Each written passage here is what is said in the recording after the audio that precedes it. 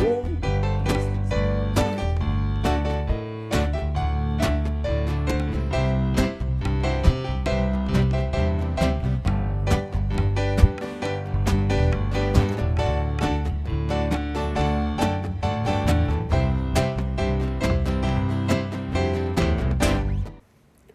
everybody, welcome to the show.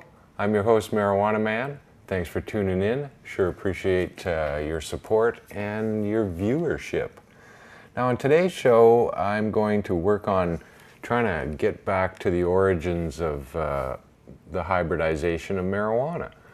Now out there in the world, virtually everybody at this point is smoking Kush. But there are other strains, there are other hybrids, and this all started somewhere, and it's actually quite a fascinating little history as I did my research, and I'd like to share it with you now. Now, you've certainly heard of lots of the really popular hybrids, Northern Lights, Skunk number 1, Haze. These are all popular names. There's many more now, Sour Diesel, Cindy 99, it goes on and on and on and on and on. The names and the possible combinations have exploded in the last number of years. But in my mind, we got to go way back to about the 1500s actually, where this had a hand in starting, and that was when the Spaniards brought Manila hemp to the New World. Now, by 1611, the first settlement in the United States that it would become was Jamestown, and they cried an edict in 1611 that every settler was ordered to grow hemp. Now, the hemp that the Spaniards brought is somewhat of a key to our hybrid successes. They didn't really bring the same hemp that was being grown in Europe. They brought Manila hemp, it was called. Manila hemp was a pure sativa coming out of the Philippines. Now, Southeast Asia, sativa brought to the New World.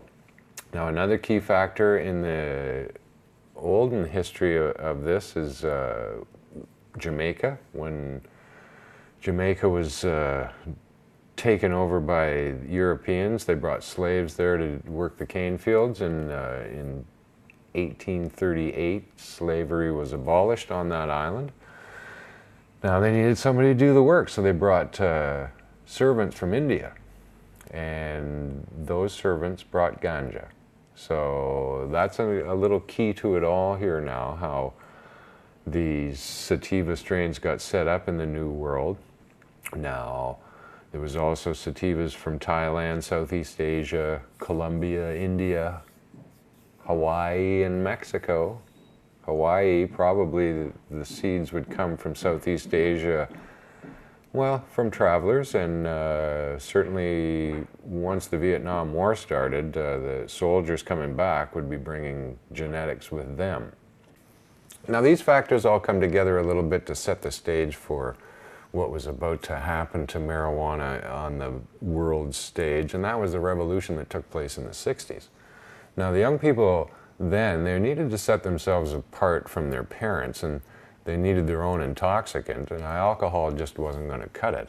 So they naturally turned to marijuana because it had been primed to frighten their parents for about 30 years with the reefer madness that had been put out there in front of them. Plus, there was a ready supply of marijuana in Mexico, right next door. So it all comes together now for these people to have been interested and now have a desire to have marijuana because of prohibitions, because of the cost. People naturally, the weed that they got was full of seeds, so they would naturally put them in the ground outside and start working with them. Now, sativa seeds coming out of Colombia and Mexico, they don't finish very far north. Now, you go north of Central California and you're not going to get a pure sativa to finish outdoor, but there were some varieties coming out of Mexico, Highland Mexican strains that would mature a little earlier. So growers in those days, in the early 60s, began working with these sativas, choosing the earliest, trying to get genetics that would finish before they were killed by frost. Now, they created strains in the mid-70s, name like Polly. There was another one called Eden Gold. These resulted from hybrid crosses between Mexican or Jamaican varieties. The Jamaican strains were a little more early maturing as well, and they'd be crossing them with more late maturing sativas like Panama, Colombian, Thai land races, that kind of thing. Now these growers would continue to inbreed with that which they made, continuing to improve it for their particular environment or for their tastes or flavors. Now, they would have resulted in creating some of the most legendary strains at that time, like Original Haze, Purple Haze was another one, Maui Wowie, Kona Gold, the legendary Alaskan Thunderfuck, Big Sur Holy Weed was another one at the time. Now, these were almost always grown outdoor or preferably in greenhouses. They had much better success getting stuff to mature in a greenhouse. Now, they worked hard and created all sorts of great strains and became popular. People began giving them names. Purple Haze was probably one of the first and earliest known hybrids out there. And that brings us to a bit of a story about where the haze came from. Now, when you look around out there on the internet to find out stuff about the history of this, it's all mired in hearsay and the guy wasn't there, he's saying this, and this guy was there, says this. It's a little bit confusing, it's very secretive, but that's because Prohibition, everybody was hiding, nobody's way out there and wants their picture in high times, and so on and so on. But as you look around, you can piece things together. Now, I found quite an interesting piece written by Robert Connell Clark about the origins of haze. Now, apparently there was two brothers, the Haze brothers, then they were growers in Central California and were working with full sativas. Now, this is from an article that appeared in High Times magazine back in 1982, and it's an interview with the Haze brothers. The drug connoisseur, he traveled the world and reported on marijuana, was talking with the Haze brothers, and here's what one of them said about the origins of Purple Haze. There was an old surfer, brother number 2 told me, and the legend goes that he met this hippie on a beach on the Central California coast and gave him these very special magical seeds. The hippie planted them, and practically overnight this amazing purple pot plant came up. Well, he smoked some and decided to sleep with the plant until it produced enough seeds. Then he went out on kind of a Johnny Appleseed trip, and maybe because of the Jimi Hendrix song, the whole seed strain came to be called Purple Haze. This supposedly happened just about the time serious Sensimilla seed trading was going on, and Haze became a very important brand name with a lot of commercial seed breeders. What they had done was they made a cross between a Colombian and a Mexican, and then each year they would cross that offspring with another sativa male. So when you talk about haze, you don't really know that it's a particular strain. The original haze would have been that Colombian-Mexican hybrid. Now, apparently the next year it was crossed then with a South Indian male, and the year after that they used a Thai male.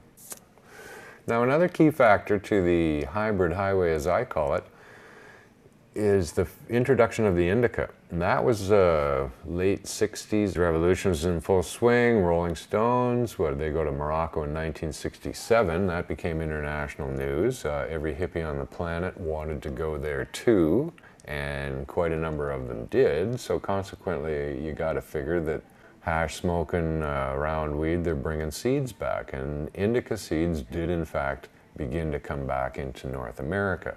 So once this Indica was introduced to the mix, growers would then have an opportunity to take advantage of its early maturation. It still yielded pretty well. It was short, you could hide them. It was a vigorous grower and brought a lot of vigor to the hybrids that they crossed in with the Mexicans and Colombians that they were using. But a lot of great strains came out of their work in those days. Now, Big Sur Holy Weed is one of them. It says it was originally grown from seeds of a rare Mexican, purple Mexican strain. Early California was another one. It was an early maturing Indica sativa hybrid. California orange still exists today. Came out of those earliest days of crossing the Indica with a sativa. Hawaiian Indica is another one. They got some Hawaiian seeds, sativa seeds, and brought them over, crossed them up. Now, that has been used in a lot of Dutch stock. Early Girl is another well-known commercial California strain that was produced at that time. I suppose the most famous strain coming out of the late 60s was Skunk #1. Now there was a group of breeders in the San Francisco Bay Area worked together, called themselves Sacred Seeds, and they're the ones that actually came up with Skunk #1. Acapulco Gold Colombian sativa crossed in with this new indica that had arrived on the scene. Now, they worked on that for a very long time. They actually began selling seeds 78, 79, something like that. Now, this group was busted in 82. Now, that's kind of a key to everything as well, is this bust. There was still stuff that wasn't only going on in California, but in the States, in the Pacific Northwest, there was people developing hybrids there too. They were working primarily indoors there now. Now, this would be in the earliest days of metal halide lights and augmented lots of fluorescence, no doubt, but they were working as well on some of the most famous strains that certainly we all know. And those would be things like Northern Lights would be the premier one. Now, Northern Lights has got a bit of a history of coming along to us in a numbered variety, Northern Lights 1 through, as I've understood, 11, but at any rate, Northern Lights 1, 2, and 5 seem to come up most often out there in the world, but I think essentially it was a pure Hindu Kush. Big Bud was another one. Legendary, huge yielding strain still out there in the world today. Hash Plant was another one that came out of that area of the world. Now it was supposed to be some sort of Lebanese Thai cross. What else? There was G13, supposed to have been spirited away from some U.S. crop in Mississippi. Whether or not that's true, but if that is in fact the case, it's certainly one of those indica, or mostly indica varieties that were floating around at that time. These strains made their way to Holland only as female cuttings. They were rooted female clones that went there. There was never any seeds for Big Bud. There was never seeds for Hash Plant, G13, or Northern Lights.